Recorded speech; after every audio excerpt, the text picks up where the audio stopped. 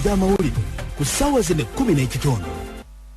Miwa Pastor Bujengo omugenzi Richard Muhomoza wa kuziikibwa olunaku olwaleero erw'ebitakuri abantu bo baagala gavumenti enoonyereze ku nfa y'omugenzi ono.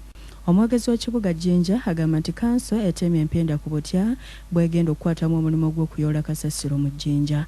Mu by'ebyobulamu eddwaliro erya Mulago lisiibudde omuntu eyasoose okukyusibwa ensigo mu ggwanga olunaku olwaleero. Era ono ali mu mbeera nnungi ddala kati wetwogerera gibadde mitwe badde nabikyusamu. Mulabye ng'atambula gwe bakyusizza ensigo. That's a big achievement. Yasigali badde ggwanga nga di serious nnyo ku banasansi baalyo. Olunaku olwaliro mawulire gonna gabadde galina kulaga kintu kya nsigo eyo. Omuntu gwe bakyusizza ki? Ensigo. Naye nga eggwanga yaffe b'olimanyi buli kanaku waliwo awandika script. Kati ya Bujingo ebisse ebyaba Commonwealth ebabisse bonna okitegeera kati n'ekyensigo ekoze eki kati kiyinza okuba wali emabegaawo alina kyakukusa tunagenda okuva mu byokufa n'ekyensigo nga kyakoze eki kyayiseewo dda.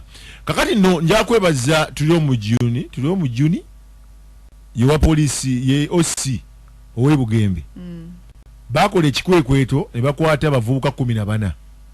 Abavubuka abo sebo bava mu Baburuki wano Masisaawo Kikalamoja ne bajja paka ewaffe Bugembe bazze n'ebijambiya gye bakolera babakutte 10 n'ebijambiya byabwe. So tuli omu Juni tulina omu Juni osi tukwebaza ku nsonga eyo singa mugenda bwe mutyo nga mukola ebiki nga mukola ebikwekweto kizzaamu amaanyi. Kati waliwo kyenjagala okwogera ate kino kikulu nnyo. Waliwo abavubuka epikipiki saagikutte ennamba bavuga okuva ku round about eya wano mu Jinja wano ng'ogenda ebugembe esooka police barracks si round about eriawo balina boda 4 zibatambulirako tebasise busawo ku bantu wowe bakavuga paka mafubira ne bakyuka ne badda ne bakaddamu ate.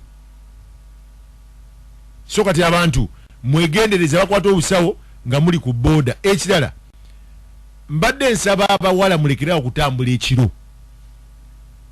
Abawala batambula kambadde kamini bwe katambula kuki sebo roki olunaku lwajjo nawonyeza abakazi 3 abawala aba okukola ki okwatibwa raping 3 bwe bati wamazo bataasa balazeewo abuli omu namuvuze nga muzze ewaabwe. Wakoze bulungi ali kati ffe tuli basamaliya balungi wakoze bulungi wabatise mmotoka kati ono nga si mu mativu ani si mu mativu lwa nsonga yeewuunya omusajja nga ow'ekisa kati yalina enjawulo ne byabujinga ebyafulumye lwaki ekyanga akiwakana nze ndikuwakanako kitegeera lwaki kyabujingo kyokikirize kyanga okiwakana ogambye bujingo tetudamwogerako amunanga abaana b'okukirinya baŋŋambye nziremu bawe sitore yetambule baŋŋambye lubowa sitore gitambuze tujagala. So abazadde mbegayiridde naye baba ne boyita abazadde waliwo abazadde bosanga abaana tebakyawulira bamama n'omwana bakola bye bimu. Mama ayitira wano omwana akola ki naayita eno baga nti omwana omuwala aseera nnyina. Era ng'omwana bw'ageza n'agulayo akasikaati akalungi osanga ne maama we ng'ali keegezaamu ate keegezaamu kumukuba miggo wayise wandeetedde weerabirira wekka singa nali sikufaako goloza nandikukuziza okutuuka mbadde nsaba bbalaza boddayo mugambi